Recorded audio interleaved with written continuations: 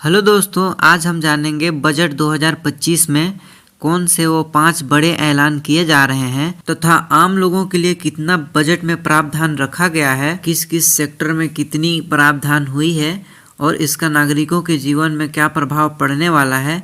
इन सभी चीज़ों की जानकारी आज हम आपको देंगे। दोस्तों, आप हमारे वीडियो में लास्ट तक बने रहें।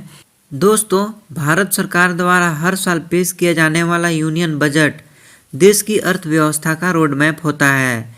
2025 की बजट भी इसका अपवाद नहीं है। इस बार बजट में मिडिल क्लास को राहत देने पर विशेष ध्यान दिया गया है। वित्त मंत्री निर्मला सीतारमण ने कहा है कि यह बजट देश की आर्थिक स्थिति को मजबूत करने और आम आदमी की ज़रूरतों को पूरा करने के लिए बनाई गई है। दोस्तों, इस बजट में मिडिल क्लास को टैक्स में बड़ी राहत दी गई है। नए टैक्स स्लैब के तहत अब 3.5 लाख तक की आय पर कोई टैक्स नहीं लगेगा। यह पहले करीब 3 लाख रुपए की सीमा से 50,000 रुपये ज़्यादा है।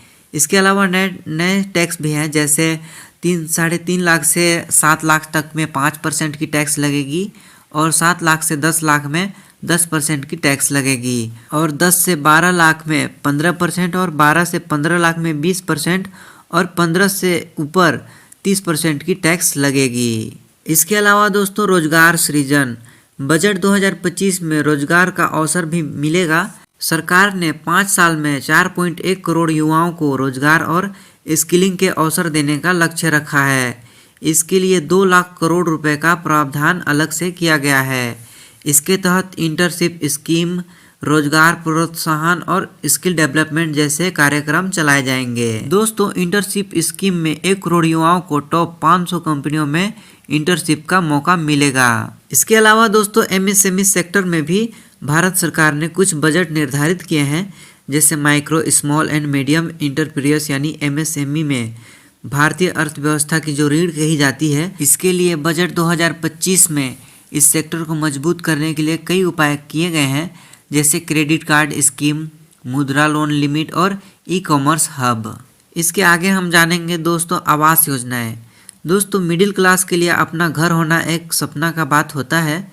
2025 के बजट में इस सपने को साकार करने के लिए सरकार ने कई अहम नीतियां अपनाई हैं, जैसे पीएम आवास योजना 10 मिलियन शहरी गरीब और मिडिल क्लास परिवारों के लिए 1000 अरब का निवेश किया है।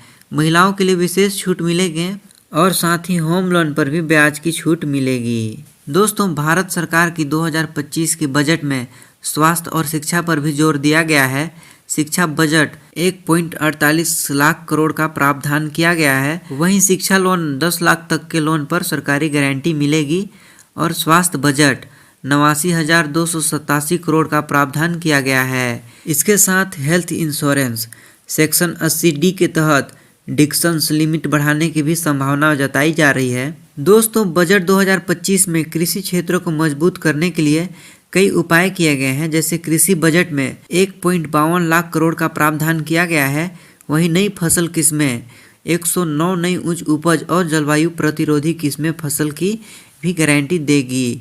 इसके साथ ही नेचुरल फार्मिंग 1 करोड़ किसानों को प्राकृतिक खेती में प्रशिक्षित किया जाएगा। दोस्तों, इसके बाद आता है इंफ्रास्ट्रक्चर डेवलपमेंट। 2025 के बजट में कैपिटल एक्सपेंडिचर 11.11 लाख करोड़ का प्रावधान किया गया है और ट्रांजिट ओरिएंटेड डेवलपमेंट 14 बड़े शहरों के लिए योजना बनाई गई है। इसके अलावा रोड और एक्सप्रेसवे जैसे बिहार और आंध्र प्रदेश के लिए विशेष प्रोजेक्ट बनाए गए हैं। दोस्तों, इसके बाद है स्टार्टअप इकोसिस्टम इनोवेशन को बढ़ावा देना। बजट 2025 में स्टार्टअप इकोसिस्टम को मजबूत करने के लिए कई महत्वपूर्ण कदम उठाए गए हैं, जैसे एंजल टैक्स सभी श्रेणियों के निवेशकों के लिए समाप्त होगी और कैपिटल गेन टैक्स छोटे निवेशकों के लिए छूट सीमा बढ़ाई गई है। इसके अलावा स्टार्टअप फंडिंग, सरकारी फंड और इनक्यूबेशन सेंटर की स्थापना की जाएगी।